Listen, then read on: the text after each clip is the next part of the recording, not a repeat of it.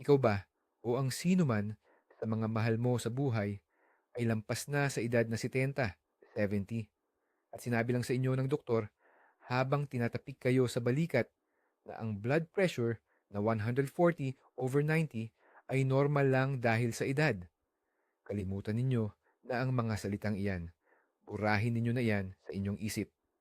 Dahil ngayon, babaklasin natin ang pinakamapanganib, pinakatuso, at nakakalungkot, pinakamadalas na maling paniniwala sa modernong kardyolohiya. Ito ay isang mito na araw-araw na kumikitil ang buhay, sumisira ng kinabukasan, at ginagawang lumpo ang mga matatandang aktibo pa sana. Manatili kayo hanggang dulo. Malalaman ninyo kung bakit ang numerong akala ninyong ligtas ay isa palang ticking bomb. Isang bombang nakatanim mismo sa sentro ng inyong katawan. At ang pinakamahalaga sa lahat, maiintindihan ninyo kung ano ang dapat gawin. Saan ba talaga nag-ugat ang ideyang ito? Na kapag tumanda ka, dapat tumataas ang presyon at ang 140/90 ay parang regalo pa raw ng tadhana para sa isang sitentenyong tao. Ang pinagmula ng maling paniniwalang ito ay nasa nakaraan pa, sa medisina noong kalagitnaan ng ika-20 siglo. Noong mga panahong iyon, wala pa sa mga doktor ang kasing dami, kasing epektibo, at kasing ligtas na gamot para kontrolin ang presyon tulad ng meron tayo ngayon. May mga gamot noon, pero madalas itong nagdudulot ng malalalang side effects na lalong mahirap para sa mga matatanda. Bukod pa riyan, iba pa noon ang pag-intindi sa mekanismo ng pagtanda ng mga ugat. May teorya na habang tumatanda, ang mga ugat, arteries, ay hindi na talaga elastiko at naninigas na. Kaya, para maiputok ng puso ang dugo papunta sa mga importanteng organ sa pamamagitan ng mga nanigas na tubong ito, kailangan daw nitong magbigay ng mas mataas na presyon. Naging parang isang bitag ito. Delikado ang pagbaba ng presyon dahil sa side effects ng gamot. Pero ang hindi pagbaba naman ay tila makatwiran sa pananaw ng lumang physiology. Kaya, diyan nagsimula ang konsepto ng acceptable o normal na pagtaas ng presyon dahil sa edad. Pinili ng mga doktor ang tingin nilang mas lesser evil noon. Pero, hindi tumitigil ang medisina. At ang dating maingat na pag-iingat, 50 taon na ang nakalipas, ay naging mapaminsalang kamangmangan na ngayon. Magsimula na po tayo agad sa pinakaimportante, ang blood pressure, BP, na 104 sa siyamnapu, 140/90, ay hindi normal. Kahit pa po may edad na kayo, kahit 70, 82, o 92 anyos pa. Base sa lahat ng modernong gabay ng mga doktor sa buong mundo, pati yung sa Europa, Amerika, o dito sa atin, ito po ang first stage ng arterial hypertension o mas kilala natin bilang high blood. Ito ay isang diagnosis. Ito ay sakit. Ito ay kondisyon na kailangan nating bantayan, tutukan, at halos palaging kailangan ng gamutin. Isipin nyo po, halimbawa, may lagnat kayo, 37.5, 37.5. Hindi naman yan 39, 39. Kaya pwede pa kayong pumasok o magtrabaho. Pero matatawag ba nating normal yan? Hindi, di ba? Alam nyo na mayroong konting problema sa katawan. Mayroong pamamaga or mayroong hindi tama. Ganyan din po sa pressure. Ang 140/90, hindi iyan biglaang krisis. Nahihimatayin kayo agad-agad. Pero iyan po yung klase ng tahimik na problema na unti-unti. Pero siguradong sinisira ang inyong mga ugat sa loob. Araw-araw, buwan-buwan, taon-taon, ang pinakamalaking panganib dito ay dahil mukha itong hindi naman delikado. Hindi nararamdaman ng tao ang ganyang pressure. Hindi masakit ang ulo, hindi nahihilo, wala ring parang langaw na lumilipad sa mata. Namumuhay sila ng normal dahil sigurado sila na, ay, okay lang yan. Sa edad ko, ganyan talaga ang BP ko. Dito po nagtatago ang pangunahing bitag. Habang nasa delikadong pag-aakala ang tao, tuloy-tuloy ang paghahasik ng sakit. Parang mga anay po iyan na tahimik na kinakain ang mga haligi ng inyong bahay. Sa labas, mukhang matibay at maayos ang lahat. Pero isang araw, bigla na lang babagsak ang bubong sa inyong ulo. Sa kaso po natin, ang bubong na babagsak ay ang stroke, atake sa utak, heart attack, atake sa puso, o kaya ay pagkasira ng puso at bato, kidney failure. Kaya ang unang-una po nating gagawin ay baguhin ang ating pananaw. Tigilan na po natin na tawaging normal ang sakit. Kilalanin natin na ang numerong 140-90 ay isang problema na kailangang solusyonan at hindi lang simpleng tanda ng pag-edad po na kailangan nating tanggapin. Ito po ang una at pinakamahalagang hakbang para mapanatili ang inyong kalusugan at para humaba pa ang inyong aktibo at masaganang buhay. Para maintindihan natin kung bakit napakalaking perwisyo nitong kahit kaunting pagtaas lang ng presyon, imagine muna natin ang hitsura ng ating mga ugat. Sa totoo niyan, ang arterya ay hindi lang basta isang tubo. Isa itong komplikado at buhay na organ. Ang panloob na dingding nito, ang tinatawag nating endothelium, ay isang napakanipis at maselang sapin ng mga selyula, kasing kinis ng seda. Marami itong kritikal na gawain. Inaayos ang kipot o luwang ng ugat, pinipigilan ang pagbuo ng clot o thrombus, at kinokontrol ang palitan ng sustansya. Ngayon, isipin nyo na itong maselang sistema ay patuloy na dinadaluyan ng dugo na may labis na presyon. Ano ba talaga ang ibig sabihin ng 140 millimeters of mercury? Parang nagdidilig ka ng maliliit at maselang na halaman, pero ang gamit mo ay fire hose ng bumbero. Ang tuloy-tuloy na labis na puwersa ng dugo ay literal na humahampas sa endothelium. Nasasaktan ito, nagdudulot ng napakaliit na mga lamat at pinsala. Siyempre, sinusubukan ng ating katawan na kumpunihin ang mga pinsalang ito. Paano? Nagpapadala ito ng repair crew sa lugar ng aksidente, mga platelets, at ang masamang kolesterol, ang LDL. Parang ginagamit nila ito para sementuhin ang mga lamat at dito nabubuo ang atherosclerotic plaque o taba. Sa simula, naililigtas nito ang ugat mula sa pagputok.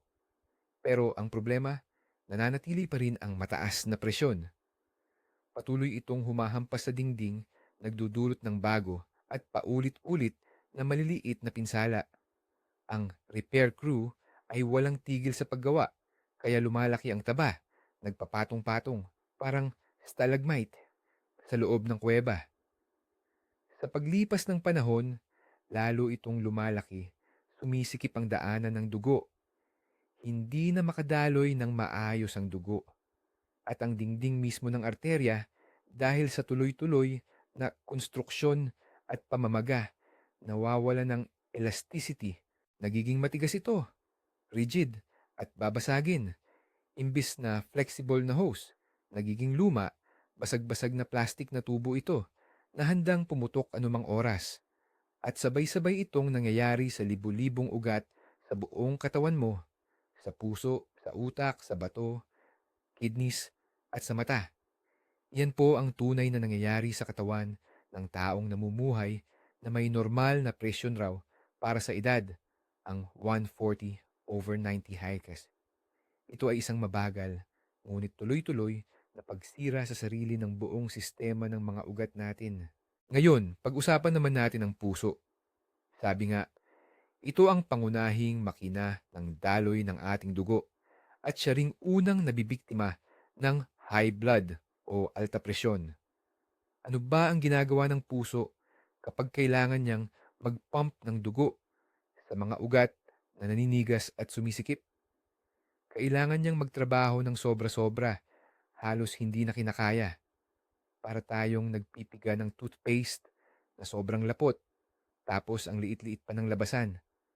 Kailangan mo talagang puwersahin ng tubo, 'di ba? Ganoon na ganoon ang nangyayari sa ating puso.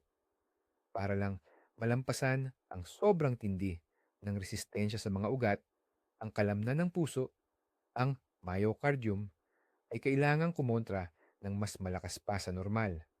Kalamnan din ng puso, hindi ba? Ano ang mangyayari sa kahit anong kalamnan kapag palagi mo itong pinapahirapan? Kunwari, araw-araw kang nagbubuhat ng sobrang bigat, lalaki ang kalamnan at tataas ang bilang ng selula. Ang tawag diyan ay hypertrophy or paglaki. Sa unang tingin, parang okay lang, lumalakas daw ang puso. Pero huwag tayong magpapadala diyan dahil delikado yung akala na yan ang paglaki ng kalamnan sa kaliwang ventricle ng puso. Ito ang unang-unang naaapektuhan ay isang pathological process o sakit. Ang problema, lumaki man ang kalamnan, hindi naman nadaragdagan ang supply ng dugo na kailangan niya.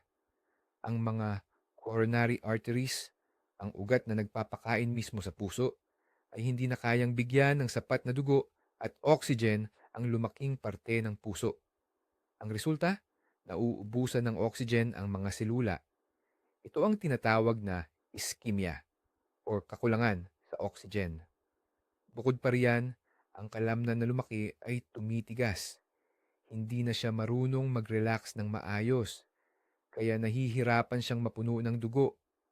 Sa huli, ito ang nagtutulak sa pinakamahirap na kondisyon, ang chronic heart failure o pagpalya ng puso. Ang pasyente ay nagsisimulang mahirapan sa paghinga, madaling mapagod at nagkakamanas. Napapagod lang talaga ang ating puso. Nagagasgas ito, parang isang kabayong pinatakbo ng sobra-sobra. Nagtrabaho ito ng todo-todo sa loob ng maraming taon. Sinusubukang labanan ng presyo na tinatawag nilang normal lang daw sa matatanda. Hanggang sa dumating ang punto na naubos na ang reserba ng lakas nito. Maaaring maging heart attack, tinatawag na myocardial infarction, kung saan namamatay ang isang parte ng kalamnan ng puso dahil sa kakulangan sa supply ng dugo. O kaya naman, biglaang pagkamatay ng puso o sudden cardiac death. Yan po ang totoong presyo ng alamat na normal lang daw ang mataas na presyon sa matatanda. Susunod naman, natatamaan at hahatawain talaga ng high blood or alta presyon ay ang ating utak. Alam nyo ba, ang utak natin ay sobrang lakas kumonsumo ng enerhiya.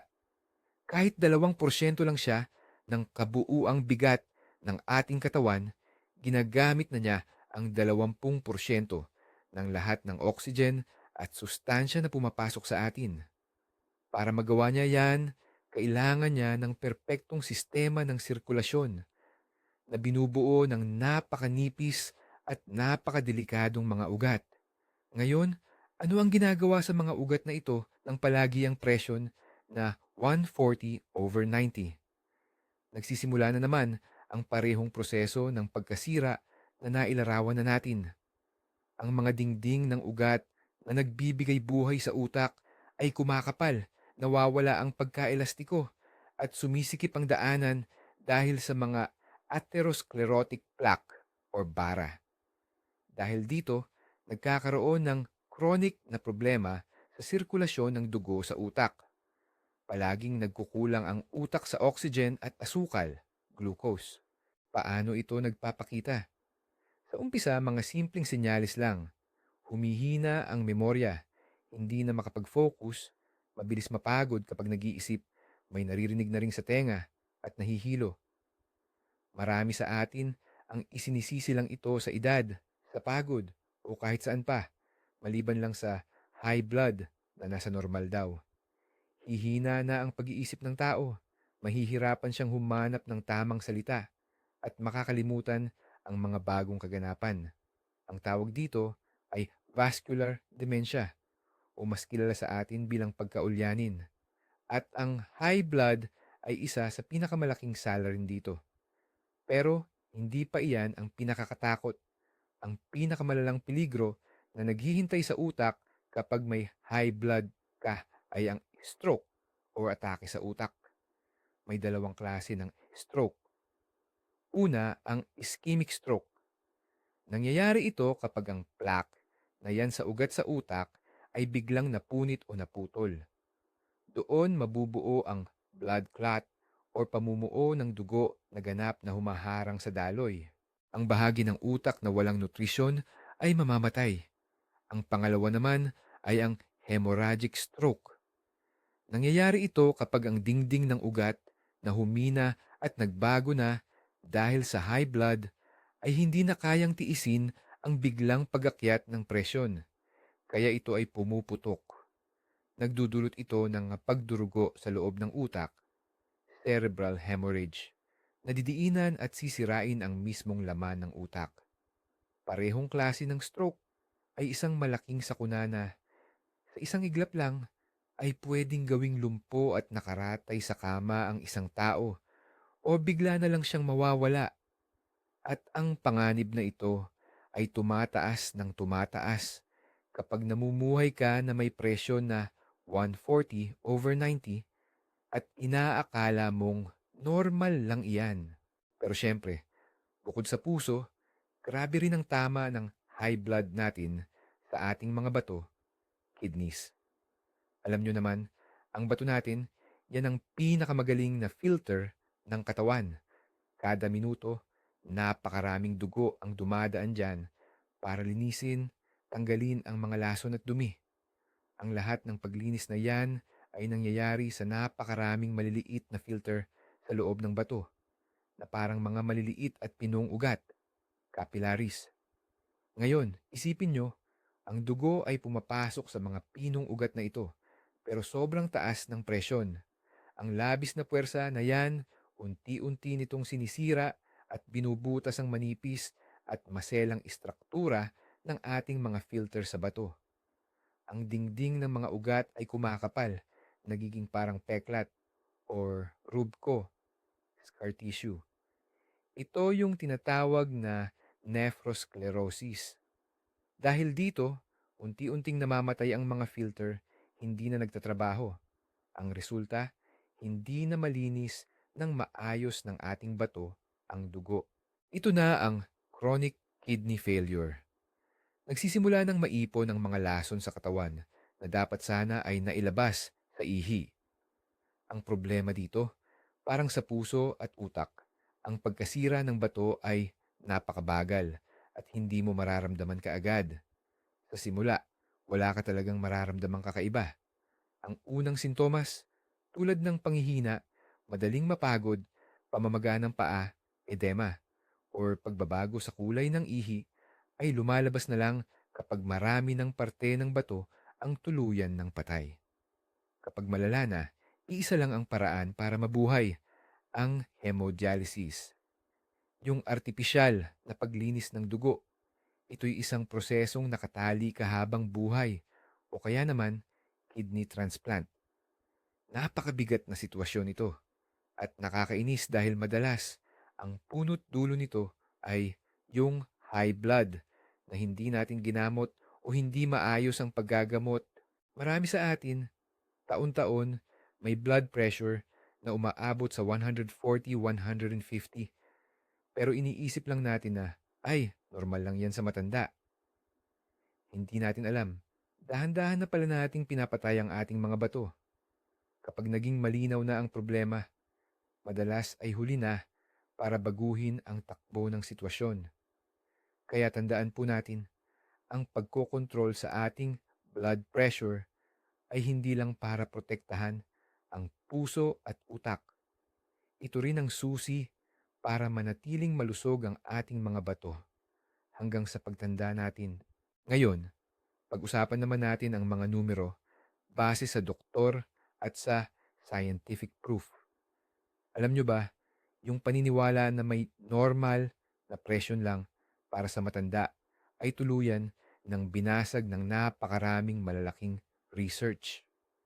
Ang isa sa pinakamatitindi at pinakatanyag na your research ay tinawag na SPRINT na inilabas noong 2015, 2015. Dito, mahigit 9,000 tao na 50 years old pataas ang sumali. Lahat sila ay may mataas na risk sa mga sakit sa puso at stroke. Hinati nila ang mga sumali sa dalawang grupo. Sa first group, ang target ng mga doktor ay ibaba ang systolic, yung upper number or yung itaas hanggang 140. Ito yung dati nating pamantayan. Pero sa second group, mas mataas ang kanilang pangarap. Kailangan nilang pababain ang presyon sa below 120. Ito yung tinatawag na intensive treatment. Yeah. Ang plano sana, tatagal ang research ng mga 5 taon, pero kinailangan nilang itigil agad. Hindi man lang umabot ng 3 taon. Bakit? Kasi grabe ang lumabas na resulta. Sobrang ganda at napakaklaro. Naging unethical na o hindi na makatarungan na ipagpatuloy pa ang pagsubaybay sa unang grupo. Lumabas na sa grupo na intensive ang pagkontrol. Yung nasa 120 pababa, ang dami ng na heart attack, na stroke, nagka-heart failure, at ang namatay dahil sa sakit sa puso ay 25%, 25%, na mas mababa kumpara sa grupong standard lang ang ginawa. At ang overall na pagkamatay mula sa lahat ng dahilan, bumaba ng 27%, 27%. Isipin po ninyo ang mga numerong yan.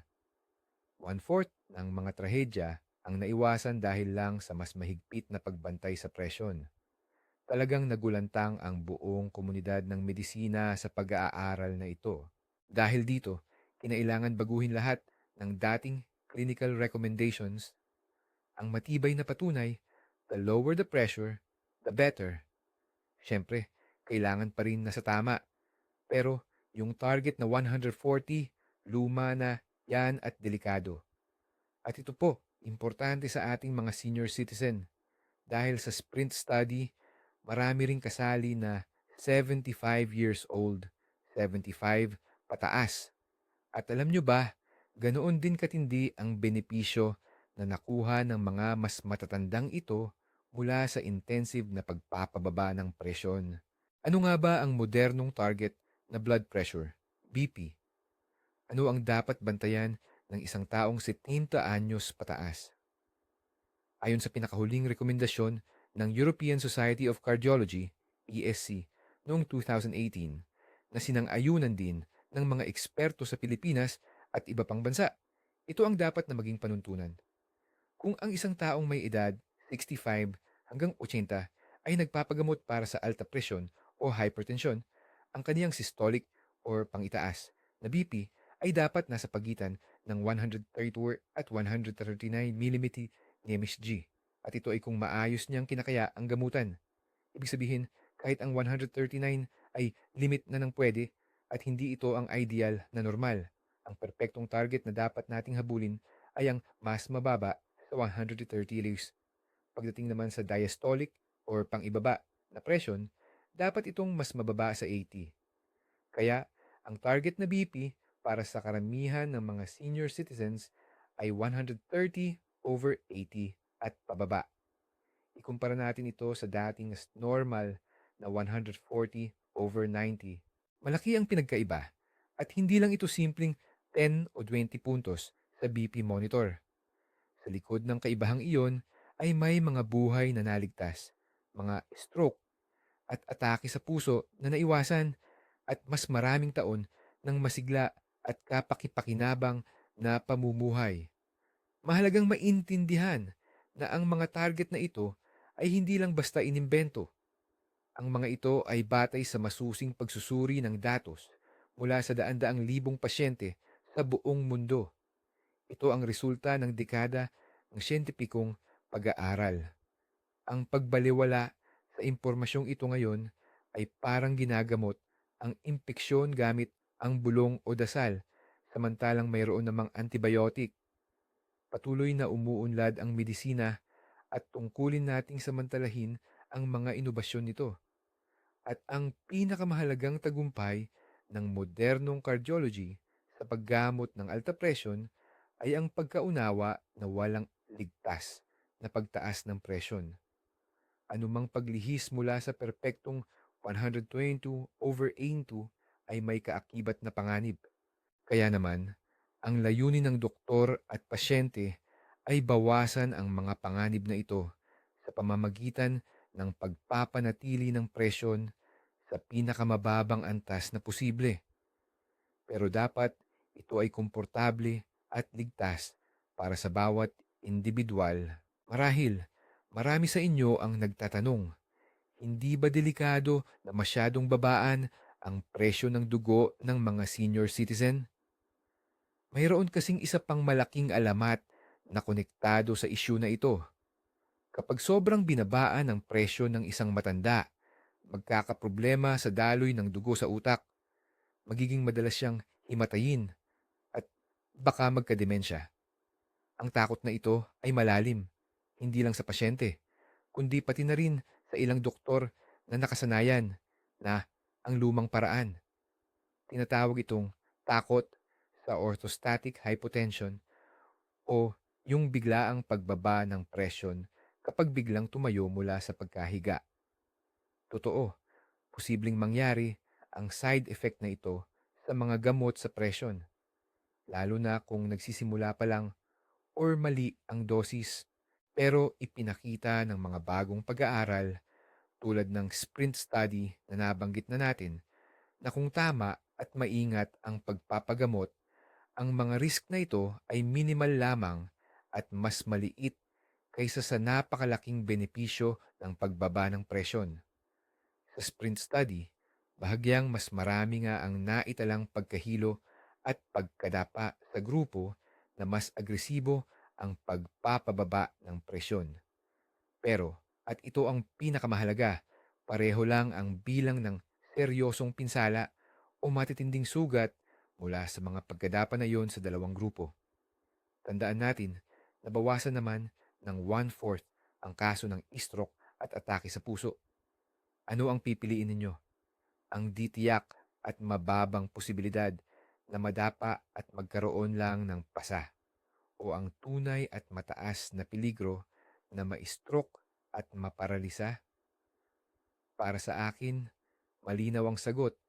Ang susi rito ay ang tamang diskarte. Ang paggamot sa alta presyon ng mga senior citizen ay isang sinings. Kailangang maingat ang pagpili ng doktor ng gamutan. Magsimula sa maliit na dosis, unti-unting itaas ito at patuloy na bantayan ang pasyente. Mahalaga ring gumamit ng modernong gamot na hindi biglaan kung kumilos at pangmatagalan ang epekto para maiwasan ang biglaang pagbaba ng presyon. Dapat ding turuan ng pasyente ng safety rules. Dahan-dahang tumayo mula sa kama at iwasan ang biglaang pagkilos. Sa ganitong pamamaraan, ang pag-abot sa target na presyon na mas mababa sa 130/80 ay ganap na ligtas at napakahalaga para sa kaligtasan ng nakararaming matatanda. Pero bakit nga ba, sa kabila ng lahat ng malinaw na datos ng siyensya, napakatigas pa ring mabuhay ng mito tungkol sa normal na presyon base sa edad? Bakit hanggang ngayon, maririnig mo pa rin sa doktor sa klinik ang ganitong linya? Lola Maria, anong gusto mo? 80 anyos ka na, yang 150/90. Normal na yan sa'yo. Pangtrabaho na yan. May ilang dahilan dito. Una, gaya ng nasabi na natin, ito ay inersya o nakasanayang pag-iisip. Ang mga doktor na nag-aral 30 o 40 taon na ang nakakaraan ay nasalo ang mga lumang aral. Mahirap para sa kanilang magbago. Sanay na silang magtrabaho sa lumang paraan at pakiramdam nila iyon ang mas ligtas. Pangalawa, kulang sa oras. Sa isang pampublikong klinik, mga 15 hanggang 20 minuto lang ang inilaan para sa isang pasyente. Sa maikling panahong iyon, kailangan nilang kumuha ng history, mag-check up, magbigay ng reseta, at mag-fill out ng napakaraming papeles. Wala na silang oras para ipaliwanag ng detalyado sa matanda kung bakit kailangang ibaba ang presyon, paano uminom ng tama, at kung ano ang dapat bantayan. Mas madali na lang sabihin yung standard na linya tungkol sa normal na presyon para sa edad at pauwiin na ang pasyente. Hindi ito sinasadya o masamang intensyon, pero sa kasamaang palad, ito ay isang depektibong sistema. Pangatlo, ang mga katangian ng mismong pasyenteng matatanda. Marami sa kanila ay hindi nagtitiwala sa gamot, takot sa chemical, naniniwala sa mga home remedy o herbal. Hindi sila sumusunod sa payo ng doktor, kusang itinitigil ang gamot kapag guminhawa na ang pakiramdam. Kapag nakikita ito ng doktor, minsan ay sumusuko na lang sila. Iniisip nila, mas mabuti pang magkaroon ng presyo na 140 ang pasyente kaysa wala talaga siyang inumin. At ang pang-apat, ang pinakamahalagang dahilan ay ang kakulangan ng malinaw at madaling maintindihan na impormasyon para sa publiko. Kumukuha ang mga tao ng kaalaman sa kalusugan mula sa mga TV show na kaduda-duda, sa internet o sa chismis ng kapitbahay. Sa dami ng ingay na ito, madaling maniwala sa isang convenient at nakakapanatag na mito. Mas masarap isipin na normal lang ang presyon ko para sa edad ko kaysa aminin na may malubhang sakit ka na kailangan ng habambuhay na gamutan. Ang lahat ng salik na ito ang nagtutulungan para palaganapin ang mapanganib na maling paniniwala tungkol sa normal na presyon base sa edad. Pag-usapan naman natin ang isa pang ideya na madalas gamitin para ipaliwanag kung bakit mataas ang blood pressure, ang tinatawag nilang working pressure. Ano ba talaga ito? Kadalasan, ang ibig sabihin ng mga tao dito ay yung level ng presyon, kung saan, sa pakiramdam nila, ayos lang sila. Halimbawa, may nagsasabi, ang working pressure pastasasam ko ay 150/90. Kapag mas mababa dyan, nanghihina ako at nahihilo. Pero sa 150, pakiramdam ko ay masigla ako. Mga kaibigan, ito ang isa sa pinakamapandaya na bitag ng alta presyon. Ang totoo, ang ating katawan ay napakagaling mag-adjust. Kung matagal ka nang may mataas na presyon, ilang taon na, masasanay ang iyong mga ugat, lalo na yung nasa utak mo, sa sobrang lakas ng talsik ng dugo. Ang sistema ng utak na nagre-regulate ng daloy ng dugo ay magbabago ng setting at aangkop sa bagong level na ito, kahit pa masama ito. Kaya pag sinimulan na nating ibaba ang presyon gamit ang gamot at ibabalik sa normal na level, doon na nagkakaproblema ang sistema. Akala ng utak mo, biglang kumonti ang dugo, kaya magpapadala ito ng senyalis ng low blood pressure o hypotension, tulad ng panghihina, pagkahilo at pagkaantok. Dahil dito, mali ang konklusyon ng pasyente. Hindi para sa akin ang normal na presyon, masama ang pakiramdam ko dyan. Kaya ititigil ang gamutan at babalik siya sa kanyang komportable na mataas na presyon. Pero ano ang ibig sabihin ng komportable? Komportable ito para sa iyong pakiramdam pero hindi para sa iyong mga ugat. Habang gumagaan ang pakiramdam mo sa 150, ang iyong mga ugat, puso, utak at bato o kidneys ay tuloy-tuloy na sinisira ng doble ang bilis. Ito ay parang nakaupo sa isang kwarto kung saan dahan-dahan at hindi mo namamalayan na tumataas ang carbon monoxide. Sa una, wala kang mararamdaman. Baka maantok ka pa nga at mainitan. Pero sa huli, ikamamatay mo ito. Kaya, ang konsepto ng working pressure, kung ito ay mas mataas sa normal, ay hindi kinikilala sa modernong medisina. Ang meron lang ay nakasanayan ng mataas na presyon. Yung presyon na inadjustan na ng katawan mo. Ang trabaho ng isang mabuting doktor ay hindi sundin ang masamang pag-a-adjust na ito, kundi dahan-dahan, unti-unti, at maingat na sanayin muli ang katawan na mabuhay sa normal na presyon. Ang prosesong ito ay pwedeng tumagal ng ilang linggo o buwan, pero lubos itong kailangan para mailigtas ang buhay ng pasyente. Kailangang bigyan ng espesyal na atensyon ang kalagayan ng mga lolo at lola na sobra na sa edad, lalo na yung 85 hanggang 85 pataas. Lalo na kung sila ay mahina na, maraming sakit na kasabay, comorbidities, at may tinatawag na fragility syndrome o pagkabalda. Sa ganitong sitwasyon, ang pagpapababa ng presyon, BP, nila ay dapat mas maingat at mas personal. Wala talagang matibay na proof o scientific evidence para sa grupong ito kumpara sa mas bata. Kadalasan, hindi sinasama sa malalaking pag-aaral ang mga pasyenteng masyadong mahina. Kaya kailangan talagang timbangin ng doktor ang posibleng benepisyo at ang posibleng panganib ng lubusan. Ang biglaang pagbaba ng BP sa matatandang ganito ay delikado.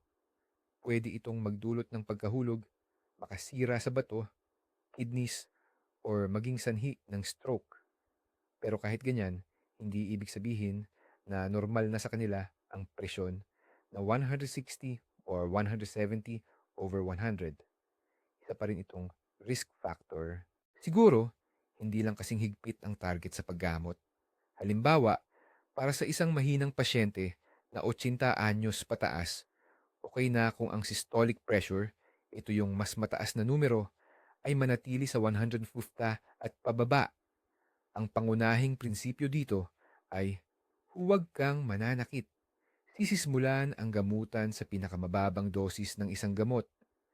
Dahan-dahan at maingat na i-adjust ang dosis habang patuloy na binabantayan ang pakiramdam at ang bilang ng presyon.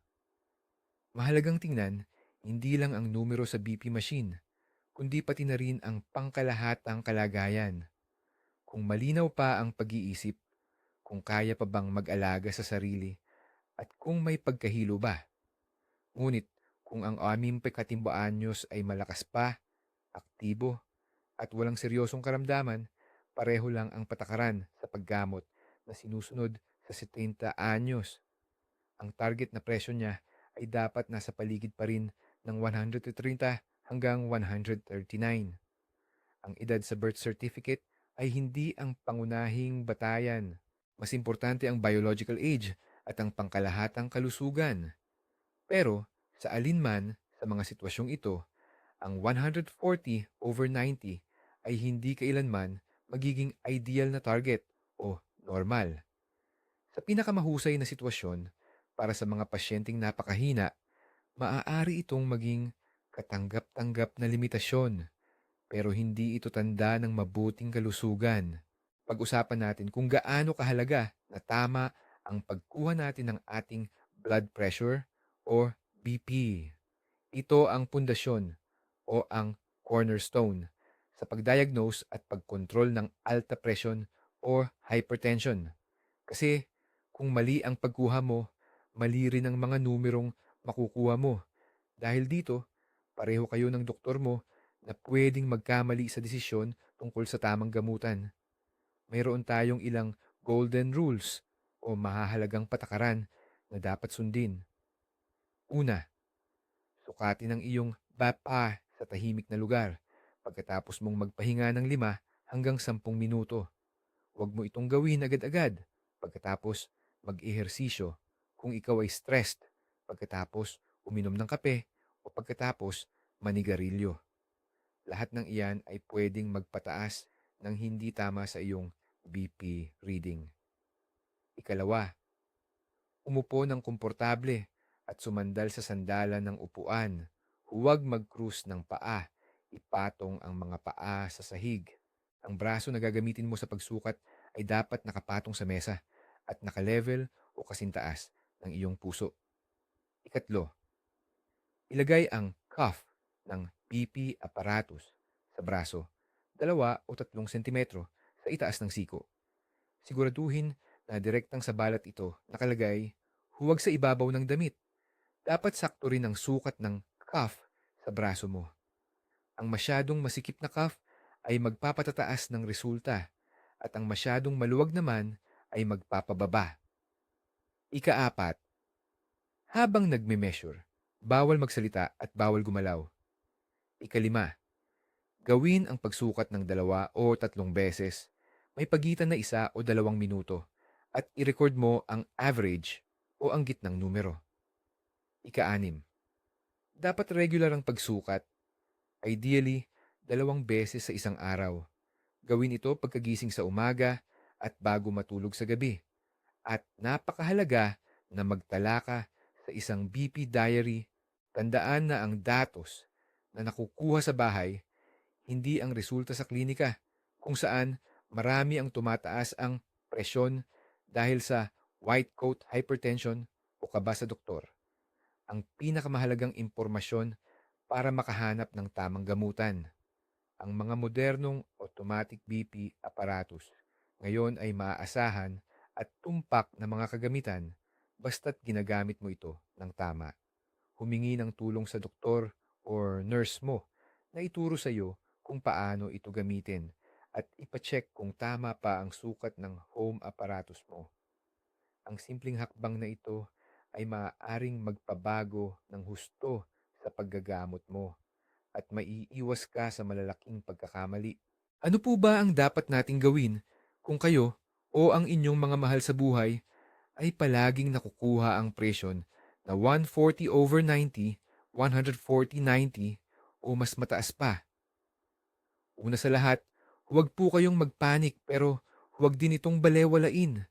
Kailangan nating tanggapin na hindi ito simpleng dahil lang sa edad, kundi isa itong senyalis ng sakit na nangangailangan ng agarang atensyon. Ang pangalawang hakbang ay magpa-appointment agad sa isang mahusay na doktor, isang internist o kaya ay cardiologist. At dito, napakahalaga na ang mapipili ninyong espesyalista ay may modernong pananaw. Kung ang inyong mga reklamo at ang mga numero sa inyong dayaryo ng presyon ay tinataboy lamang ng doktor at sinasabing normal lang iyan para sa edad ninyo, panahon na po para maghanap ng ibang doktor. Tandaan, may karapatan po kayong makatanggap ng dekalidad na serbisyong medikal na batay sa pinakabagong siyensya. Bago po kayo pumunta sa doktor, maghanda muna. Siguraduhin na dala ninyo ang listahan ng inyong BP na inirecord ninyo sa loob ng 1 o 2 linggo. Isulat din ang lahat ng iniinom ninyong gamot kasama na ang mga vitamins at supplements or BADS. Maghanda rin po kayo ng mga tanong para sa doktor. Huwag pong mahihiyang itanong kung bakit iyon ang gamot na nireseta, ano ang posibleng side effects, at anong target na presyon ang dapat ninyong maabot. Ang inyong layunin ay maging aktibong kalahok sa proseso ng paggaling, hindi lang tagasunod. Malamang ay magpapagawa ang doktor ng karagdagang eye test para tingnan ang kalagayan ng inyong mga vital organ tulad ng electrocardiogram or ECG, ultrasound ng puso, at blood at urine tests. Ginagawa ito para maging kumpleto ang impormasyon at makapagbigay ng pinakaangkop at pinakaligtas na gamutan. Pakatandaan po, ang paggamot sa alta presyon ay hindi sprint kundi isang marathon, isa itong habang buhay na proseso na nangangailangan ng tiyaga at disiplina. Pero ang gantimpala sa maraton na ito ay walang iba kundi ang inyong sariling buhay at pangmatagalang kalusugan. Ang makabagong paggamot po sa alta presyon o yung high blood ngayon, hindi lang nakadepende sa tableta. Napakalaki. At kung minsan, ito pa ang pinakasusi, ang pagbabago sa inyong pamumuhay. Sa matatanda man o sa mga mas bata, parehong importante ito. Una po sa lahat, ang pagkain. Ang numero unong kalaban ng taong may alta presyon ay ang asin. Ang sodium po sa asin ang dahilan kung bakit nagre-retain ng tubig ang katawan, kaya tumataas ang volume sachets ng dugo at sumisipa ang presyon. Ang tamang sukat ng asin para sa may high blood ay hindi hihigit sa 5 gramo sa isang araw, katumbas lang ng isang kutsarita. At tandaan po, kasama dito, hindi lang yung inasnan ninyo habang nagluluto. Kasama rin yung nakatagong asin na nasa mga ready-made na pagkain sa tinapay, keso, processed meat, delata, at mga sarsa. Kaya napakahalaga na basahin ang label at magluto ng sarili at sa halip na asin, gumamit ng mga halamang gamot or pampalasa, spices na iba. Ikalawa, panatilihin ang tamang timbang. Bawat dagdag na kilo ay dagdag na trabaho sa puso at ugat ninyo. Kahit bumaba lang ng 5 hanggang 10% ang timbang ninyo, malaki na ang ibabababa ng inyong blood pressure. Ikatlo, sapat na ehersisyo. Hindi po natin kailangan magbuhat ng mabigat sa gym. Para sa atin, na senior, mainam ang regular na aerobic exercise na hindi masyadong matindi. Mabilis na paglalakad, swimming, or therapeutic exercise o light exercises. Sapat na ang 30 hanggang 40 minuto bawat araw, 5 beses sa isang linggo. Ito ang magpapalakas sa puso, magpapaganda sa elasticity ng ating mga ugat at makakatulong sa pagkontrol ng timbang. Ikaapat, lubusan ng iwan ng paninigarilyo at limitahan ang pag-inom ng alak. Ang sa nicotine po ay nagpapaliit ng mga ugat at biglang nagpapataas ng presyon. Samantala, ang sobrang alak ay nakakakontribute din sa pagtaas ng alta presyon. Gumagana po ang lahat ng mga hakbang na ito. Sa mga unang yugto ng sakit, minsan ang pagbabago lang sa pamumuhay ay sapat na para bumaba ang presyon kahit walang gamot. Pero kahit may maintenance therapy na kayo, mananatili pong obligado ang mga patakaran na ito. Pinapalakas nito ang bisa ng gamot at tinutulungan tayong mabawasan ang dosis. Ngayon, pag-usapan naman natin ang tungkol sa gamot.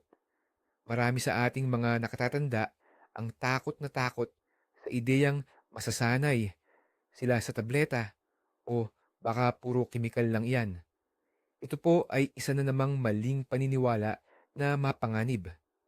Ang mga modernong gamot para sa alta presyon ay bunga ng maraming taong pag-aaral. Napaka-epektibo po nito at kung tama ang pagkakapili ng doktor, ligtas na ligtas gamitin. Hindi ito sisira sa atay o bato ninyo. Sa halip, pinoprotektahan pa nga nila ito mula sa pinsalang dulot ng sobrang taas ng presyon. Kailangan po talagang inumin ang mga gamot na ito habang buhay or lifetime maintenance. Ang alta presyon ay chronic disease. Hindi po ito parang sipon na gagaling ka lang sa isang kurso ng tableta. Hindi po ginagamot ng mga maintenance drugs ang ugat ng sakit. Ang ginagawa nila ay kontrolin ang epekto nito, ang mataas na presyon. Kapag itinigil ninyo ang pag-inom, babalik agad ang inyong presyon sa dati nitong taas at magsisimulang muli ang pamiminsala sa inyong katawan. Ito ay parang salamin or eyeglasses sa taong malabo ang mata. Hindi po natin inaasahan na kapag sinuot mo ang salamin ng isang buwan, gagaling na ang paningin mo. Hindi ba? Sinusuot mo ito palagi para makakita ka ng maayos. Ganoon din po ang gamot sa presyon. Iniinom ninyo ito araw-araw para manatiling normal ang presyon ninyo at protektado ang inyong mga ugat. Napaka-importante po na sundin ninyo ang utos ng doktor. Inumin ito sa parehong oras at huwag na huwag kalimutang uminom. Huwag na huwag po kayong magpapalit ng dose o magtitigil ng gamot nang walang pahintulot ng doktor kahit papakiramdam ninyo ay napakaganda ng inyong kondisyon at normal ang lumabas sa blood pressure monitor. Ang normal na presyon ay hindi hudyat para tumigil. Ito ay patunay na epektibo ang inyong gamutan. Sa ngayon po, may 5 pangunahing klase ng gamot para sa alta presyon. Puwede itong pagsamasamahin ng doktor para makahanap ng epektibong treatment plan para sa halos lahat ng pasyente. Kung may gamot na nagdudulot ng side effects sa inyo, huwag ninyo itong tiisin o itigil ng basta-basta. Sabihin agad ito sa inyong doktor para mapalitan niya at mahanapan kayo ng perpektong kombinasyon. Malawak na po ang kaalaman at kakayahan ng modernong medisina, kaya siguradong makikita ninyo ang tamang scheme ng gamutan. Balikan ulit natin ang mga numero. Ano ba ang 140 at ano ang 90? Ang systolic or yung itaas na presyon, ang 140. Ito ang lakas ng pagbomba ng dugo ng puso palabas sa ating mga arterya habang ito ay kumikipot o nagko-contract. Ang diastolic or yung ibaba na presyon, ang 90. Ito naman ang presyon na naiiwan sa mga ugat habang nagpapahinga ang puso sa pagitan ng mga tibok. Noon, matagal ng paniwala na mas delikado para sa mga nakatatanda ang pagtaas lang ng systolic pressure. Ang diastolic or yung ibaba ay hindi raw kailangang masyadong pagtuunan ng pansin. Pero ngayon, lumalabas sa mga bagong pag-aaral na parehong mahalaga ang dalawang numerong ito. Kapag lumagpas sa normal ang kahit alin sa dalawa, lumalaki ang peligro natin sa atake sa puso at stroke. May isang kondisyon na lalong mapanlinlang. Ito ang tinatawag na isolated systolic hypertension. Ito, yung mataas ang itaas na presyon, halimbawa 160. Pero normal naman ang ibaba, halimbawa 80. Ito ay talagang karaniwan sa mga senior citizens. Nangyayari ito dahil tumitigas na ang malalaking ugat, lalo na ang aorta. Dati, hindi ito masyadong pinapansin, iniisip lang na parte na ng pagtanda yan. Pero ngayon, alam natin na ang isolated systolic hypertension ay isang malaking babala. Dapat itong gamutin ng seryoso, tulad din ng ibang uri ng alta pressure. Kaya, kapag tinitingnan ninyo ang inyong tonometer, importante pareho ang dalawang numero. Kung ang isa man lang sa kanila ay mas mataas sa target values, 130/80, kailangan nyo nang mag-alala at kumonsulta agad sa doktor. Huwag ninyong konsintihin ang sarili nyo sa pag-iisip na, okay lang yan, maganda naman ang ibaba. Hindi po yan totoo. Parang bomba na may orasan na tumitiktak. Kahit nasira ang isa sa mga kamay ng orasan, tumatakbo pa rin ang peligro. Ang sistema ng inyong mga ugat ay iisa. Sinasaktan ito sa magkabilang banda. Habang bumubomba ang puso at habang nagpapahinga ito, ang pagbaliwala sa panganib ng kahit isang numero ay isang malaking pagkakamali na maaaring magdulot ng trahedya. Tingnan natin ang aspetong psikolohikal nito. Bakit ba napakatamis pakinggan at nakakaakit ang paniniwalang normal lang tumaas ang high blood dahil sa edad? Dahil pinapayagan ka nitong maghugas kamay sa responsibilidad. Nagbibigay ito ng ilusyon na kontrolado mo ang sitwasyon, pero ang totoo, hindi naman. Napakabigat tanggapin na mayroon kang chronic or pangmatagalang sakit na posibleng nakamamatay na kailangan mong bantayan habang buhay at baguhin ang nakasanayan mong pamumuhay. Nangangailangan ito ng lakas ng loob, disiplina at determinasyon. Mas madaling paniwalaan na ang lahat ng nangyayari ay normal na bahagi lang ng pagtanda na hindi mo na kayang baguhin. Karaniwan, lalo na sa ating mga senior citizen, ang ganitong mga kaisipan. Di ka natatagal kung oras mo na o kung hanggang saan lang ang bigay ng Diyos, yun lang. Nagsisilbi itong panangga laban sa nakababahalang katotohanan, pero napakamahal ng presyo ng proteksyong ito.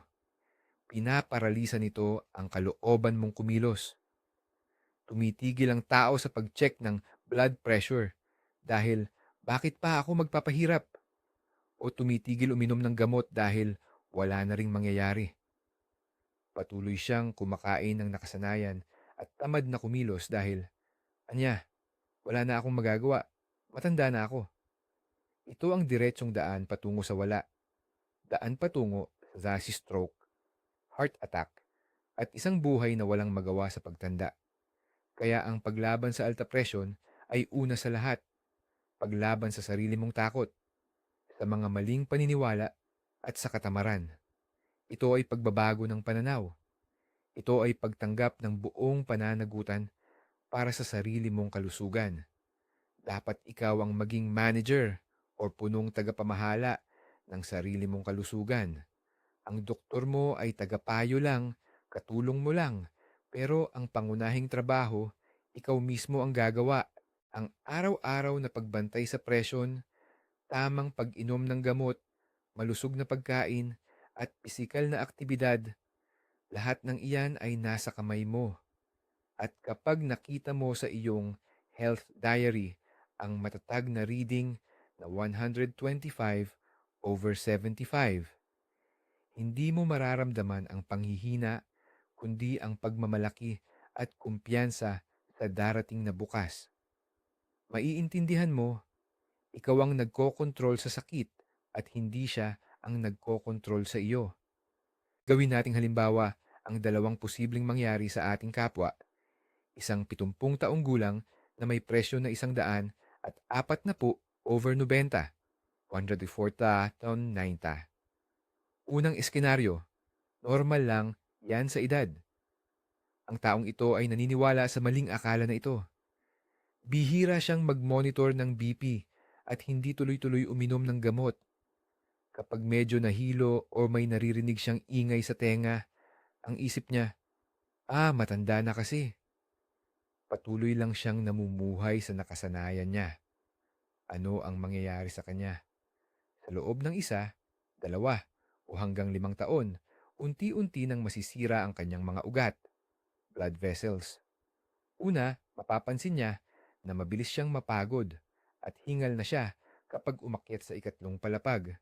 Pagkatapos, hihina ang memorya at mahihirapan siyang mag-concentrate hanggang sa isang hindi magandang araw, pagkatapos ng matinding stress o mabigat na trabaho, biglang aakyat ang presyon sa 200.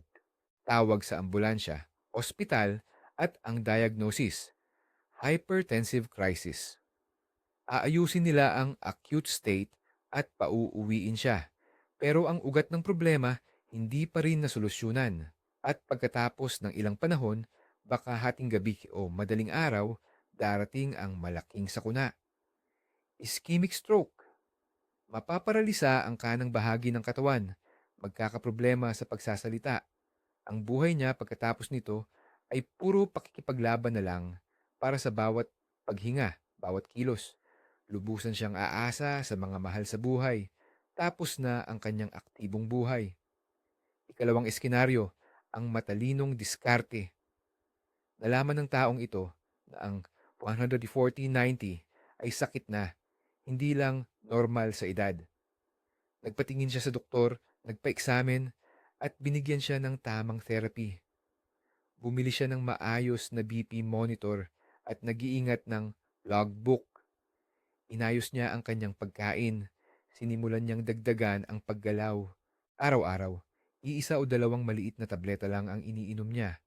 Ang presyo niya ay nananatiling stable sa 130/80.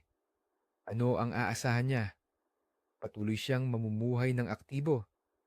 Nakakapaglakad siya kasama ng mga apo. Nakakapunta sa probinsya, nakikipagkita sa mga kaibigan, at nakakapagbasa. Sapat ang daloy ng dugo sa utak niya, kaya malinaw ang kanyang pag-iisip at maganda ang kanyang memorya. Walang overload ang kanyang puso.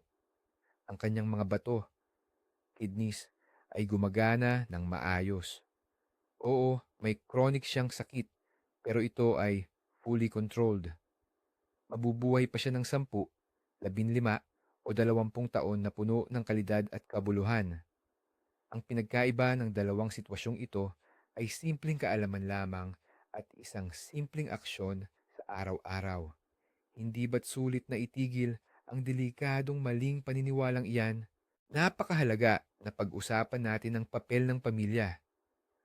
Kung mayroon kayong matatandang magulang o lolo at lola, ang inyong tulong sa pag-monitor ng kanilang blood pressure ay kritikal at makakapagdesisyon. Kadalasan, ang ating mga nakatatanda ay nagiging matigas ang loob. Hindi sila nagtitiwala sa doktor o nakakalimutan nilang uminom ng gamot. Ang inyong trabaho ay hindi ang pagalitan o sermonan sila, kundi ang maging kakampi nila. Tulungan silang maunawaan ang problema. Sabay ninyong panoorin ang videong ito. Ipaliwanag sa simpleng salita kung bakit napaka-importante na bantayan ang kanilang BP. Bilhan sila ng madaling gamiting automatic na BP monitor at turuan kung paano ito gamitin. Tulungan silang magtala sa isang logbook ng kanilang pressure. Maaari nating gawin itong parang isang laro o kaya ay bahagi ng araw-araw na ritual. Siguraduhin na naiinom nila sa tamang oras ang gamot na inireseta ng doktor. Para dito, napakagandang gamitin ang mga espesyal na lalagyan ng gamot na may mga nakasulat na araw. Tulungan din sila sa pagbabago ng lifestyle. Magluto ng mas kaunting alat na pagkain at yayain sila sa inyong mga paglalakad. Samahan sila sa pag-check up. Kayo na ang magtanong sa doktor tungkol sa kanilang mga alalahanin.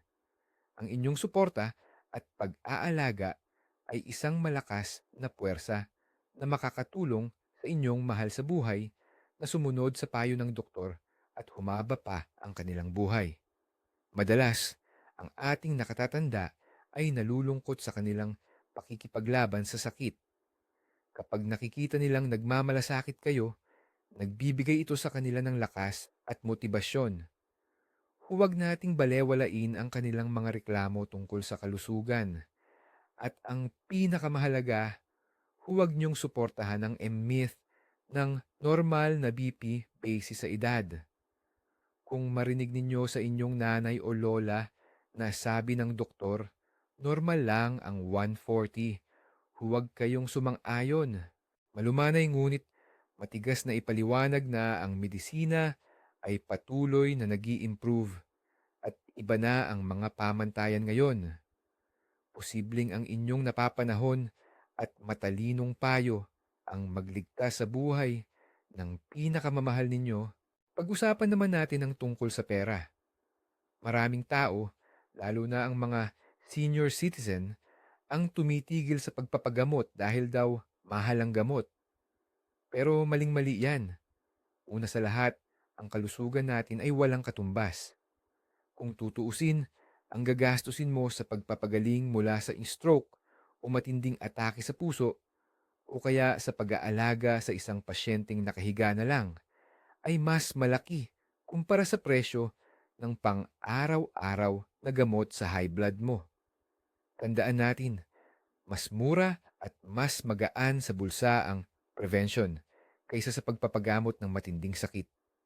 Pangalawa, ngayon, sandamakmak na ang mga generic na gamot sa merkado. Hindi ito peke, ito ay dekalidad, nakapalit ng mga orihinal na gamot na matagal nang nawala ng patent. Pareho lang ang active ingredient, pareho ang dosis, at pareho ang epekto. Pero ang maganda, mas mura ito ng ilang beses. Halos lahat ng mamahaling orihinal na gamot ay may mas abot-kayang generic na katumbas. Kaya makipag-usap ka sa doktor mo. Sabihin mo na hanapan ka ng reseta gamit ang International Non-Proprietary Name or INN. Ito'y yung active ingredient. Kapag may reseta ka na nito, pwede ka nang pumili sa botika ng gamot na babagay sa budget mo. Dagdag pa rito, maraming gamot para sa puso at ugat ang kasama sa listahan ng mga vital. At kailangan talagang gamot, kaya kinokontrol ng gobyerno ang presyo. At para sa ating mga senior at iba pang may benepisyo, madalas libre na lang yan. Kaya huwag mo nang gawing dahilan ng pera para hindi ka magpagamot. Ang totoo, mas mahal ang magpabaya. Huwag mong titipirin ang kalusugan mo. Ang pag-inom mo ng gamot sa high blood araw-araw ay ang pinakamagandang investment na pwede mong gawin sa buhay mo. Siguradong may balik yan. Mahaba, masigla, at masayang buhay. Hindi lang puso at utak ang apektado. Banggitin din natin ang iba pang bahagi ng katawan na tinatamaan ng high blood tulad ng ating mga mata. Ang retina ng mata natin ay punong-puno ng napakanipis na ugat. Kapag laging mataas ang presyon, nasisira ang mga ugat na ito. Nagiging sanhi ito ng pagdurugo at pamamaga sa likuran ng mata na tinatawag nating hypertensive retinopathy. Sa umpisa, hindi mo ito mararamdaman. Pero habang tumatagal, unti-unting lumalabo ang paningin hanggang sa tuluyan ka ng mabulag. Kaya napakahalaga na regular kang magpa-check up sa isang espesyalista sa mata or ophthalmologist. Sila lang ang makakakita sa kondisyon ng iyong mga ugat sa pamamagitan ng pagtingin sa loob ng mata mo. Bahagi ito ng regular na pagsusuri para sa sino mang may high blood. Sunod naman ay ang mga ugat sa paa dahil sa high blood at dahil din sa atherosclerosis o ang pagbara ng mga ugat, kumikipot ang daluyan ng dugo sa mga arterya ng iyong mga binti at paa. Hindi na maayos ang daloy ng dugo sa mga kalamnan ng paa mo. Kaya lumalabas ang sintomas na tinatawag na pamamalagpaa or intermittent claudication. Kapag naglalakad ka, matindi ang sakit na mararamdaman mo sa binti mo, lalo na sa binti, kaya mapipilitan kang huminto. Kung hindi ito maaagapan, maaari itong humantong sa gangrene at sa malala ay kailangan pang putulin ang bahagi ng paa. Kaya makikita natin, ang high blood ay sakit ng buong sistema. Hindi lang ito tumatama sa isang bahagi. Sinasira nito ang lahat ng ugat ng katawan, mula ulo hanggang paa. Walang anumang organo o tisyo sa ating katawan ang hindi apektado ng kakulangan sa daloy ng dugo at ng mataas na presyon. Kaya kapag kinokontrol mo ang iyong presyon, hindi mo lang protektado ang puso at utak mo laban sa stroke or heart attack. Protektado rin ang paningin mo, ang bato, at ang mga paa mo. Buong katawan mo ang binibigyan mo ng proteksyon. Ito ay isang kumpletong proteksyon na magbibigay sa iyo ng kapayapaan ng loob at magandang kalidad ng buhay sa mahaba pang panahon. Marami ang natatakot na kapag nag-umpisa na silang uminom ng gamot, kailangan na nila itong inumin habang buhay. At totoo yan. Pero bakit naman tayo matatakot dito? Milyon-milyong tao na may diabetes ang umiinom ng insulin o gamot pangkontrol sa asukal sa buong buhay nila. Ganon din ang may hypothyroidism na umiinom ng thyroid hormones habang buhay. Hindi nila ito tinatanggihan dahil alam nila na ito ay kailangan para mabuhay sila ng maayos. Kaya bakit tila mayroon tayong hindi magandang tingin sa mga gamot para sa alta presyon? Ang pag-inom ng tableta para sa presyon ay dapat kasing natural at kasing pangkaraniwan na bahagi ng inyong araw, katulad ng pagsisipilyo. Hindi nyo naman nakakalimutang magsipilyo, hindi ba? Dahil alam ninyong pumipigil yan sa bulok ng ngipin. Ganon din sa gamot sa presyon. Iniinom nyo ito para maiwasan ng stroke. Hindi ito tanda ng kahinaan. Ito ay tanda ng karunungan at responsibilidad. Ang modernong medisina ay nagbigay sa atin ng kakaibang pagkakataon, ang pangasiwaan, ang ating kalusugan, at iwasan ang mga nakakatakot na sakit.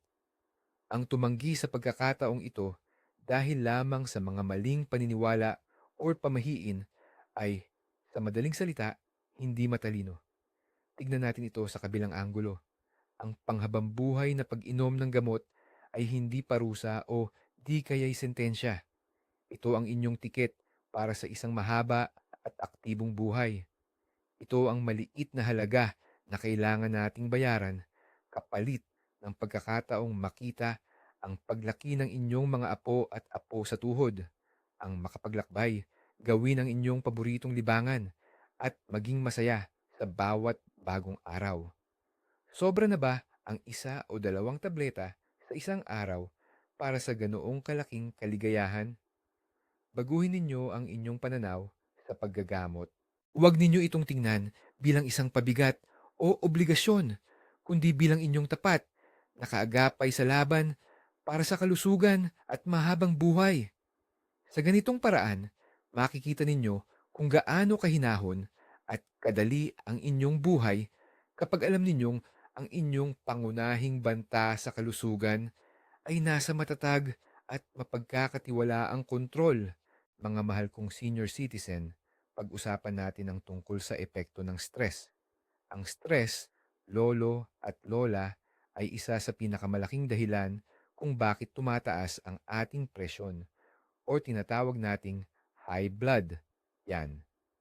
Kapag stress tayo, may biglang lalabas na mga hormones sa ating dugo tulad ng adrenaline at noradrenaline. Pinapabilis nito ang tibok ng puso natin at pinapaliit ang mga ugat. Ito ang tinatawag na fight or flight reaction, isang lumang reaksyon ng katawan na kailangan ng mga ninuno natin para mabuhay. Pero ngayon, hindi na tayo tumatakbo mula sa saber-toothed tiger, 'di ba?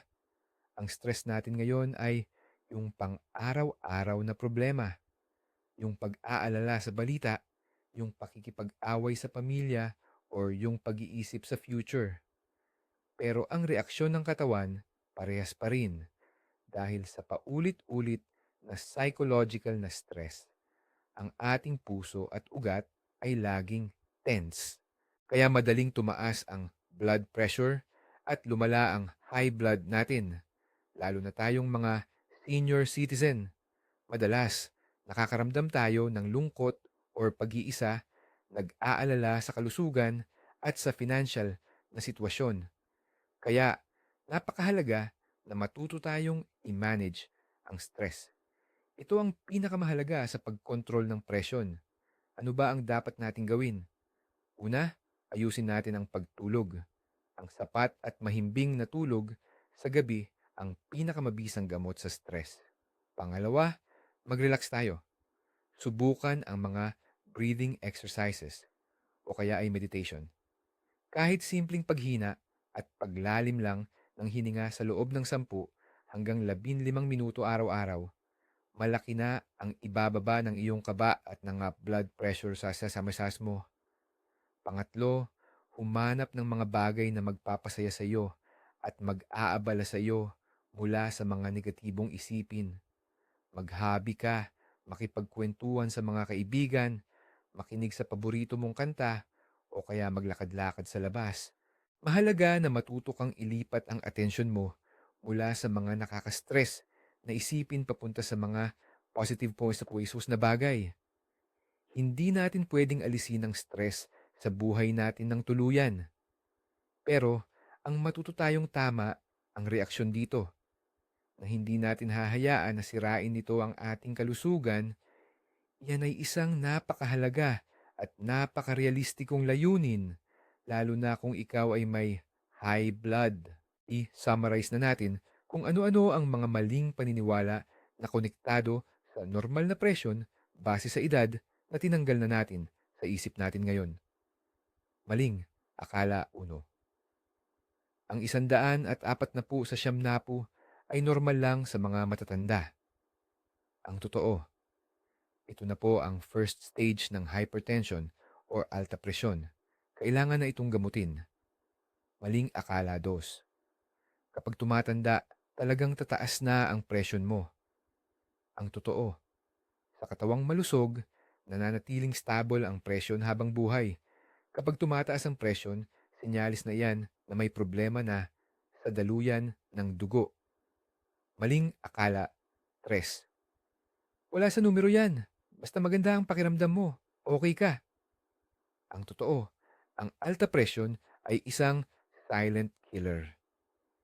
Pwede itong tumagal ng maraming taon ng walang sintomas, pero sinisira na pala ang loob ng ating katawan. Ang dapat lang pagbasihan ay ang pinapakita ng inyong blood pressure monitor. Maling akala 4. May sarili akong working pressure. Kapag mas bumaba pa riyan, masama ang pakiramdam ko. Ang totoo, sinyalis yan ng abnormal na pag-adapt ng utak sa mataas na presyon. Kailangan nating dahan-dahan, sanayin ulit ang katawan na mabuhay sa normal na numero. Maling akala 5. Mapanganib ang biglaang pagbaba ng presyon sa mga senior citizen. Ang totoo, sa tamang pamamaraan at dahan-dahang pagbaba, ang pag-abot sa target level, baba ng 130/80, ay ligtas at talagang kailangan para mabuhay.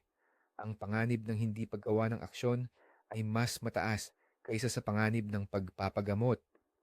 Maling akala 6. Ang mga gamot sa presyon ay masamang kemikal. Mas maganda mag-herbal o maghalamang gamot na lang. Ang totoo, ang epektibo at ligtas na paggamit ng modernong gamot laban sa presyon ay napatunayan na sa libu-libong pag-aaral. Walang anumang folk remedy ang kayang panatilihin ang presyon sa tamang kontrol at protektahan ang ating mga organs. Maling akala 7. Pwede mo lang itong inumin ng saglit at gagaling ka na. Ang totoo, ang alta presyon ay isang chronic or pangmatagalang sakit. Kailangan dito ang tuloy-tuloy at habang-buhay na pag-inom ng gamot. Tandaan ninyo itong lahat. Ibahagi nyo ito sa inyong mga kaibigan at pamilya. Ang kaalaman ang pinakamalaking sandata ninyo laban sa tuso at mapanganib na sakit na ito. Huwag ninyong hayaang makontrol ng mga luma at maling paniniwala ang inyong buhay at kalusugan. Madalas may nagtatanong, kailangan pa ba talagang gamutin ang high blood pressure kung na-stroke na o inatake na sa puso ang isang tao? Huli na ba? Ang sagot, isa lang. Hindi lang kailangan, kundi lubos na kinakailangan. Ang tinatawag na secondary prevention o pag-iwas sa pag-ulit ng sakuna, yan ang pinakaimportanting misyon ng kardiolohiya. Kung mayroon ng namuong taba or atherosclerotic plaques sa ugat ng puso o utak mo, ibig sabihin, nasa high risk ka na talaga. Kaya naman, mas mahalaga pa ang mahigpit na pagbantay sa presyo ng dugo mo kumpara sa taong wala pang ganyang problema. Kapag tama ang gamutan pagkatapos ng heart attack o stroke, makakatulong ito para patibayin ang mga bara sa ugat, maiwasan ang biglaang pagputok nito at hindi magbara ang dugo o magkaroon ng clot na tinatawag na thrombosis. Mapapabuti rin ang daloy ng dugo sa apektadong bahagi ng katawan at mababawasan ang tsansa na maulit ang pangyayari ng malaking porsyento. Minsan, mas kailangan pa ang mas istriktong target na presyo ng dugo para sa mga pasyenteng ito. Dagdag pa rito, dapat ding isama sa reseta ang ibang gamot tulad ng statins para bumaba ang kolesterol at mga pampalabnaw o blood thinner para hindi magdikit-dikit ang dugo. Ito ay isang kumpletong plano para mapigilan ang paglala ng sakit at hindi na magkaroon pa ng panibagong trahedya. Kaya, kung ikaw man o ang mahal mo sa buhay ay inatake o na-stroke, hindi ito rason para sumuko na. Sa halip, ito ang pinakamatinding dahilan para seryosohin mo na talaga ang pangangalaga sa kalusugan. Ang buhay mo pagkatapos ng infarct o stroke ay direktang nakasalalay sa kung gaano ka kaseryoso sa pagkontrol ng iyong presyon at pagsunod sa lahat ng payo ng doktor. Ito ang iyong ikalawang pagkakataon at huwag na huwag mo itong hayaang masayang. Tingnan natin ang isa pa sa madalas nating pagkakamali, ang self-medication o ang pagpapagamot sa sarili. Marami sa atin, dahil nakikinig sa payo ng kapitbahay or napanood sa mga patalastas sa TV, bigla na lang umiinom ng gamot para sa mataas na presyon. Sabi pa, "Ay, yan ang nakapagpagaling sa kapitbahay ko, kaya subukan ko rin." Naku, napakadelikado po niyan. Una sa lahat, tandaan ninyo, walang one-size-fits-all na tableta para sa high blood. Ang pagpili ng tamang therapy ay napaka-personal. Tinitingnan ng doktor ang edad ninyo, kung mayroon din kayong diabetes, sakit sa bato, o sakit sa puso. Titingnan din niya ang inyong cholesterol level at mga resulta ng test. Ang gamot na swak sa isang tao ay maaaring hindi gumana sa iyo o mas malala pa, baka makasama sa iyo. Pangalawa, napakahalaga ng tamang dosage or dosis. Tanging ang doktor lang po ang makakapagsabi kung gaano karami ang dapat mong inumin at kung paano ito babaguhin habang nagpapatuloy ang gamutan. Pangatlo, iba-iba ang trabaho ng mga gamot. Minsan, para gumana ng maayos, kailangan ng kombinasyon ng dalawa o tatlong magkaibang klase. Tanging espesyalista lang ang may kakayahang gumawa ng tamang scheme o kombinasyon para sa iyo. Ang pagsubok na mag-self-medicate ay hindi lang masasayang ang mahalagang oras at palalalain ang sakit. Sa pinakamalala, baka tuluyan mong sirain ang sarili mong kalusugan. Halimbawa, may mga gamot na bawal sa may sakit sa bato o sa puso at ang pag-inom nito ay pwedeng magdulot ng malalang komplikasyon. Kaya mga kaibigan, tandaan po ninyo, ang tanging pinanggagalingan ng reseta at payo para sa inyong high blood ay ang inyong attending physician.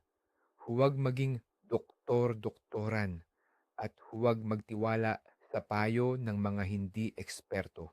Napakahalaga po ng kalusugan ninyo para lang ipagpustahan sa mga delikadong eksperimento. Isang napakahalagang bagay na hindi natin pwedeng palampasin ay ang kombinasyon ng hypertension or high blood at diabetes. Ito ay isang nakamamatay na tambalan, isang fatal combination na nagpapalaki ng maraming beses sa panganib ng lahat ng komplikasyon sa puso at sa daluyan ng dugo. Ang diabetes at high blood, pareho silang tumatama sa iisang target, ang ating mga ugat. Sinisira ng diabetes ang panloob na pader ng ugat, ang endothelium, kaya madali itong kapitan ng kolesterol. Ang high blood naman, pinapalala ang prosesong ito at pinapabilis ang pagdami ng plaque sa loob. Sila ay parang dalawang kasabwat na doble ang puwersa sa pagsira sa ating katawan. Kaya naman, para sa mga pasyenteng may diabetes, ang pagkontrol sa blood pressure ay napaka-importante. Ito ang primary concern. Ang target levels ng blood pressure nila ay mas mahigpit. Kung para sa isang ordinaryong senior citizen, ang 135/85 ay pwede pa nating tanggapin. Sa isang diabetic, sobrang taas na yan. Para sa kanila, ang target ay 130/80 o mas mababa pa. At sa totoo lang, mas maganda kung mas mababa pa dyan, basta't kinakaya ng katawan. Bukod pa rito, sa paggamot ng hypertension sa mga may diabetes, mas gusto natin ang ilang partikular na grupo ng gamot tulad ng ACE inhibitors at sartans. Hindi lang sila nagpapababa ng presyon, mayroon pa silang dagdag na proteksyon para sa kidney na siyang unang-unang sinasaktan ng diabetes. Kung ikaw o ang iyong mga mahal sa buhay ay may high blood at diabetes, kailangan mong maintindihan na nasa extreme high risk group kayo. Para sa inyo, ang pag-monitor sa presyon, sa blood sugar at sa kolesterol ay usapin na ng buhay at kamatayan. Walang kompromiso at walang katanggap-tanggap na antas base sa edad dito. Tanging ang istrikto, tuloy-tuloy na pagkontrol at masusing pagsunod sa lahat ng payo ng doktor ang makapagliligtas sa inyo mula sa mapaminsalang epekto nito. Para tapusin na po natin itong malaking usapin, Gusto ko lang pong idiin ulit, ang pagtanda, hindi yan sakit. Totoo, habang tumatanda tayo, nagkakaroon ng mga pagbabago sa katawan natin. Bumibigat ang galaw, bumabagal ang metabolismo. Pero hindi ibig sabihin nito, kailangan na tayong sumuko sa mga sakit at tanggapin na lang na normal yon. Ang pagkakaroon ng high blood, hindi ito kasama sa package ng pagiging senior. Isa itong sakit o patolohiya na kaya at dapat nating gamutin anuman ang edad. Ngayon, binibigyan tayo ng modernong medisina ng lahat ng paraan para makamit ang mahaba, aktibo, at malusog na buhay. Manatiling maliwanag ang isip at masigla ang katawan kahit sa matanda na. Ang susi dito ay ang pag-iwas or prevention at pagpapagamot agad sa mga sakit na pangmatagalan, lalo na sa hypertension.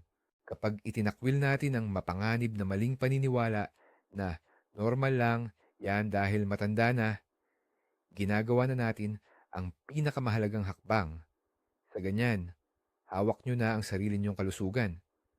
Binibigyan nyo ang sarili nyo ng pagkakataong magkaroon ng ilang dekada pa ng dekalidad na buhay na hindi sinisira ng matitinding epekto ng pagpapabaya. Huwag po nating sayangin ang pagkakataong ito. Ang buhay at kinabukasan ninyo ay nakasalalay sa mga desisyon na gagawin ninyo ngayon. At sana, isa sa mga desisyon na yan ay ang matibay na kaalaman. Ang blood pressure na 140/90, 140/90, ay hindi normal. Ito ay red flag o babala na hindi natin pwedeng balewalain. Ito ay tawag sa pagkilos. At kapag kumilos kayo, panalo kayo. Ating balikan ulit ang mga saktong hakbang na kailangan. Narito ang isang napakasimpleng gabay or algorithm para sa ating mga lolo at lola na nasa edad 65 pataas. Unang hakbang, bumili po tayo ng automatikong blood pressure monitor or sphygmomanometer na ang cuff ay inilalagay sa braso sa itaas ng siko. Huwag po nating gamitin ang panggalang-galangan, wrist type, dahil hindi po ito gaanong eksakto para sa mga nakatatanda. Ikalawang hakbang, simulan po nating magtala sa isang diary o kuwaderno ng ating BP, blood pressure, reading. Sukatin ito 2 beses sa isang araw, umaga at gabi. Gawin ito sa tahimik na lugar, sundin ang tamang pamamaraan at isulat ang mga resulta. Gawin ito ng tuloy-tuloy, kahit man lang sa loob ng 2 linggo. Ikatlong hakbang, pag-aralan ang mga resulta. Kung ang average ng iyong presyon ay laging mas mataas sa 135/85, 135/85, kailangan na po nating magpatingin sa doktor. Kung ang mga numero naman ay lampas na sa 140/90, 140/90, ito ay urgent o seryosong dahilan upang pumunta agad sa doktor. Ikaapat na hakbang, maghanap ng magaling at mapagkakatiwalaang doktor. Magtanong sa mga kaibigan o basahin ang mga review. Pumunta sa check-up na dala-dala na ang kumpletong talaan ng iyong BP. Ikalimang hakbang, sundin ng mahigpit ang lahat ng payo ng doktor. Magpa-test at inumin ang mga gamot na nireseta. Iwasan po natin ang paggagamot sa sarili, self-medication, at huwag makinig sa payo ng mga taong hindi naman eksperto. Ika-anim na hakbang, baguhin ang lifestyle. Bawasan ang alat, pagkaing maaalat, simulan ang paggalaw o pag-ehersisyo, bantayan ang timbang, at iwanan na ang masasamang bisyo.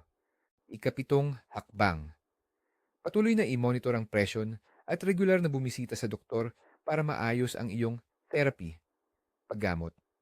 Ang iyong layunin ay panatilihing stable ang iyong BPU sa 130/80, 130/80. Ang simpleng gabay na ito ang inyong roadmap o plano para sa isang mas mahaba at malusog na buhay. Sundin po natin ito. at maiiwasan ninyo ang halos lahat ng panganib na dala ng alta presyon o hypertension. O sige po, para mas maintindihan natin, isipin na lang natin na ang mga ugat natin sa katawan ay parang mga kalsada sa isang malaking syudad. Kapag ang presyo ninyo ay normal, 120/80, yan ay parang maluluwag at malalapad na highway na sementado at walang sira. Ang mga kotse na siyang mga red blood cells na may dalang oxygen ay mabilis at walang traffic na nakakarating. Nasa tamang oras nadadala ang lahat ng kailangan sa bawat sulok ng syudad o sa bawat parte ng inyong katawan. Kaya ang syudad, ang inyong pangangatawan ay masigla at maayos.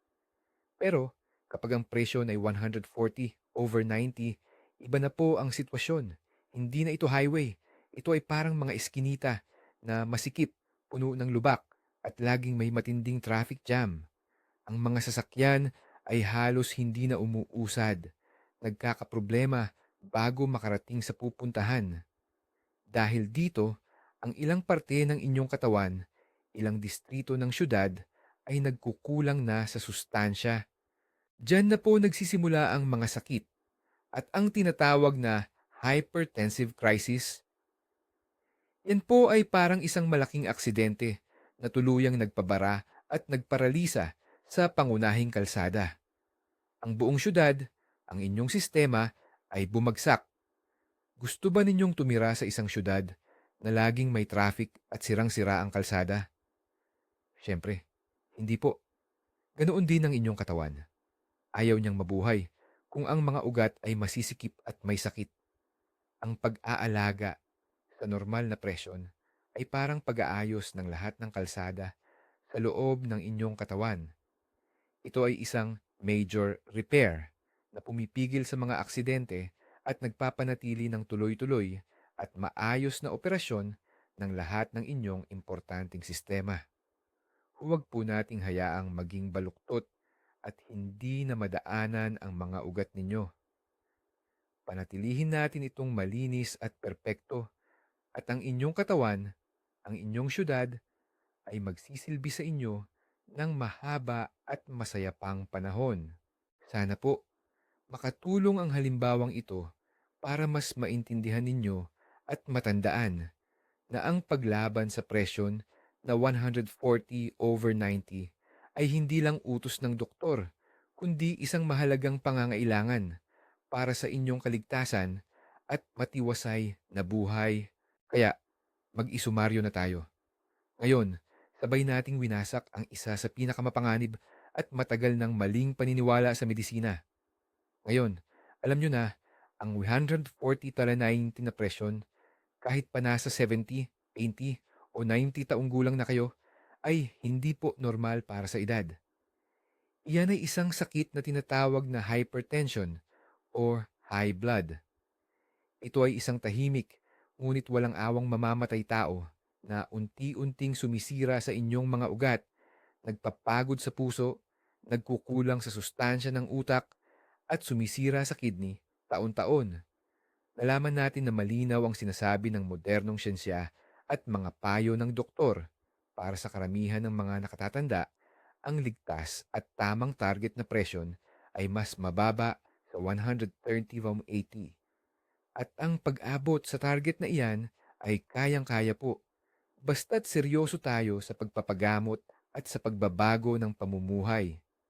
Huwag po nating hayaang nakawin sa atin ng mga luma at maling ideya ang mga tao ng aktibo at masayang buhay.